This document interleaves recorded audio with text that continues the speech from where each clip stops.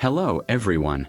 I'm going to show you an incredible trick, transforming these old, often overlooked downlights into a surprisingly powerful device. I'm starting with one of these old recessed downlights. I'm taking this small electronic module.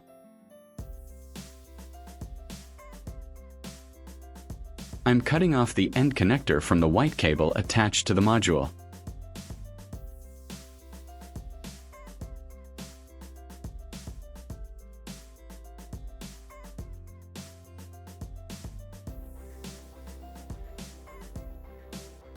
I then carefully strip back the outer insulation to expose the individual wires inside, preparing them for the next steps.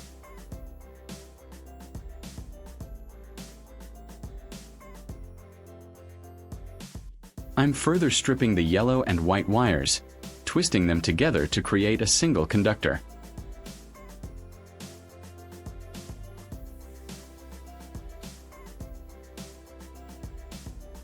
To make soldering easier, I'm improvising a helping hand station using a piece of PVC pipe and some clothes pegs. Now, I'm carefully tinning the twisted yellow and white wires using a hot soldering iron and tin. Next, I'm taking a blue wire, stripping off a small section of its insulation. I'm soldering the blue wire to the white wire.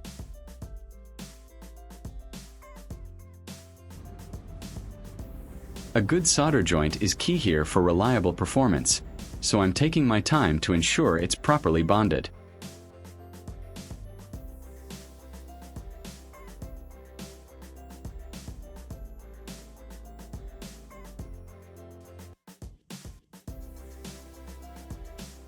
Next, I will solder the red wire to the yellow wire, creating a parallel connection.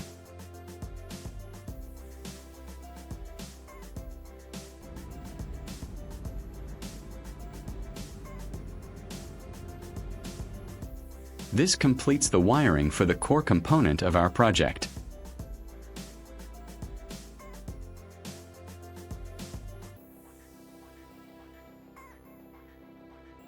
Now, for safety and durability, I'm wrapping the soldered connections with red electrical tape. This insulates the exposed wires and prevents any accidental short circuits or damage during use. It also makes the whole assembly much cleaner.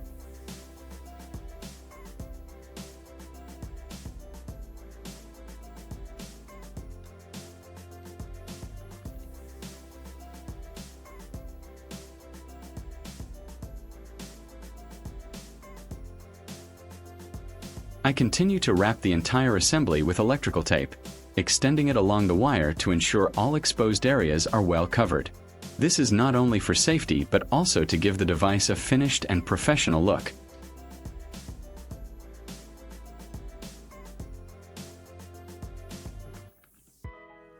Leave a comment and let me know which country you are watching from. It's great that we can connect and chat from all over the world.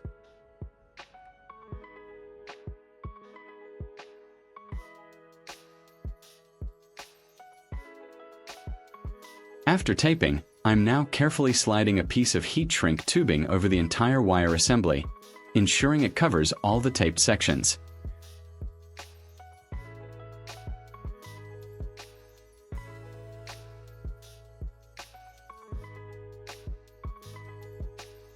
Using a lighter, I'm gently applying heat to the heat shrink tubing. As it heats up, you can see it shrink down tightly around the wires, creating a firm and protective sleeve.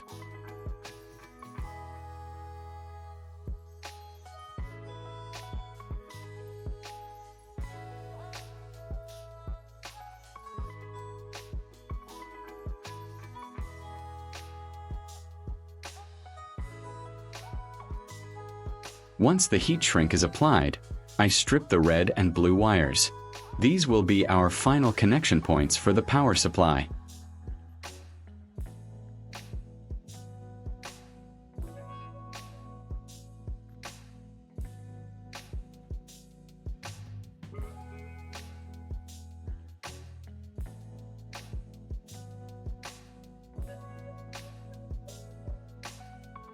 I am attaching the white cable to the electrical wire from the recessed downlight.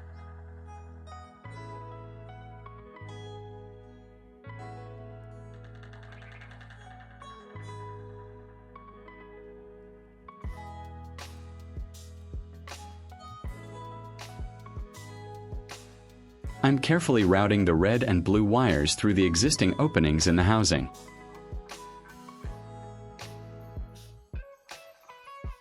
If you find this video interesting, don't forget to like, subscribe, and turn on the notification bell so you don't miss any interesting ideas coming soon.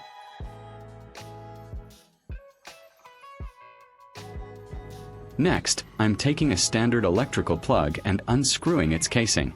We'll be integrating our modified wires into this plug to allow easy connection to a power outlet. It's important to keep track of all the small parts.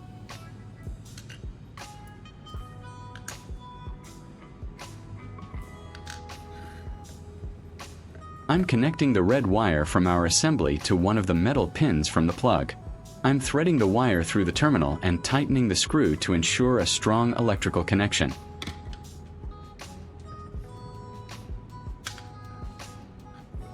Similarly, I'm attaching the blue wire to the second metal pin of the plug. With both wires connected to the pins, I'm now carefully placing the modified pins back into the plug housing and closing it up. I ensure that the wires are neatly tucked away and the plug is securely fastened with its screws.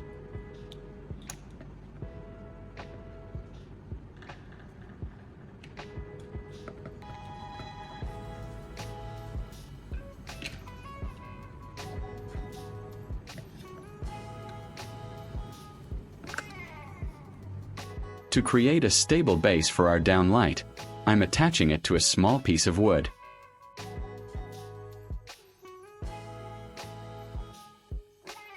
Using a hot glue gun, I'm applying generous amounts of glue to secure the downlight housing to the wooden block.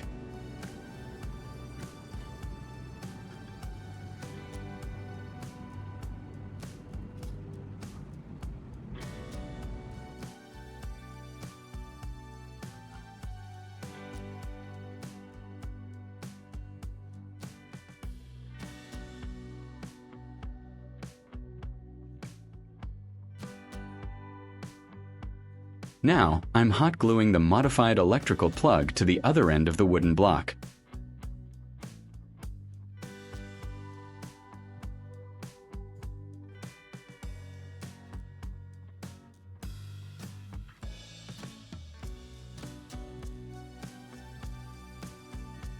I'm preparing another plug. I'm using a screwdriver to remove the pins inside.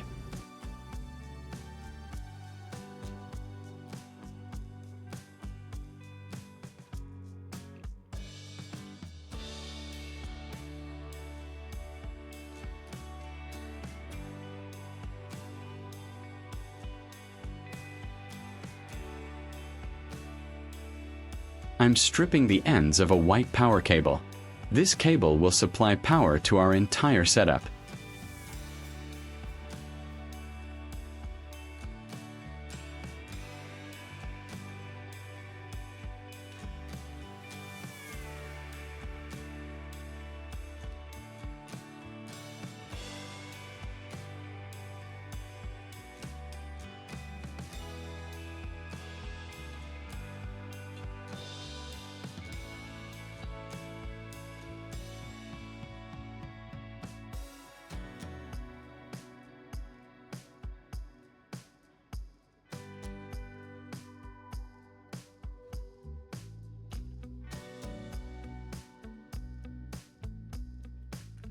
I'm securing the central copper core and braided casing to the pins of the plug.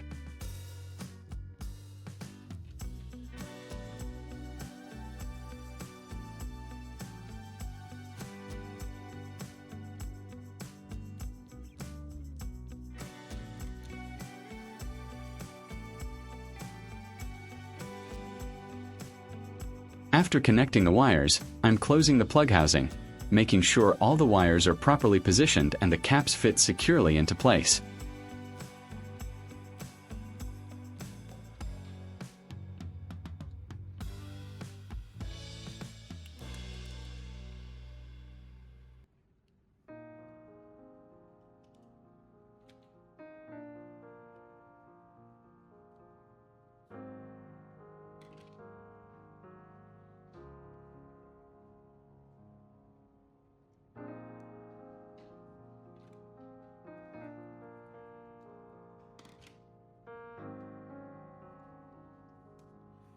I'm trying to secure the two plugs together.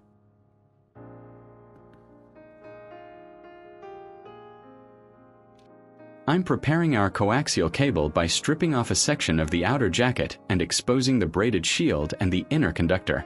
The stripped wire end will be attached to a Type F connector.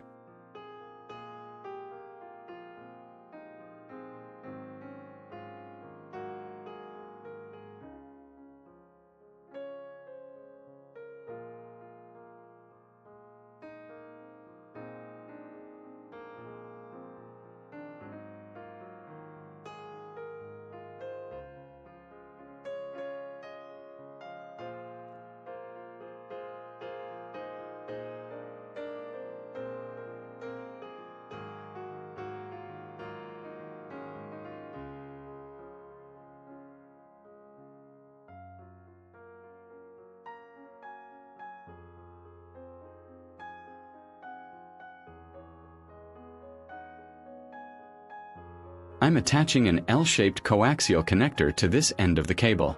The L shape is practical for tight spaces behind the TV.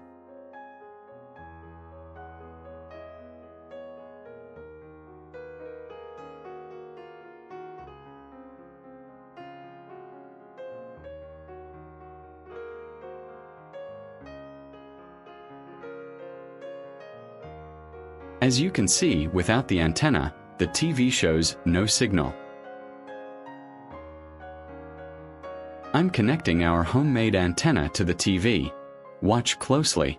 The TV shows no signal initially, but when I connect our device, boom, we have a crystal clear signal and can browse channels.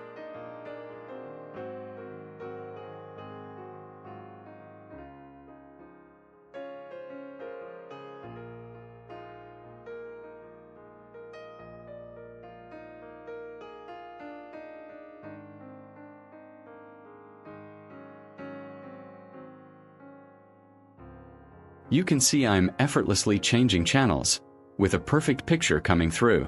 This DIY device, made from repurposed materials, is working flawlessly as a TV antenna. It's amazing what you can achieve with a bit of creativity. I'm still flipping through channels, just to show how robust and stable the signal is.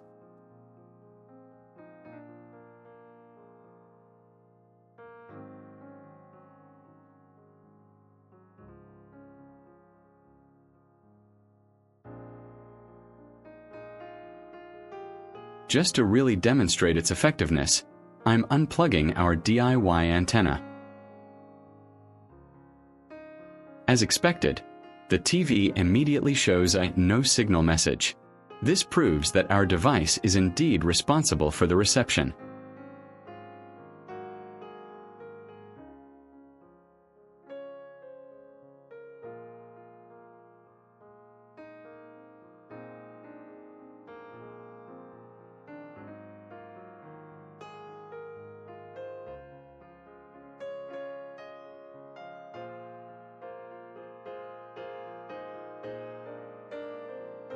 And now, I'm plugging our antenna back in, and just like magic, the signal returns instantly. It's incredibly satisfying to see a simple homemade solution work so effectively.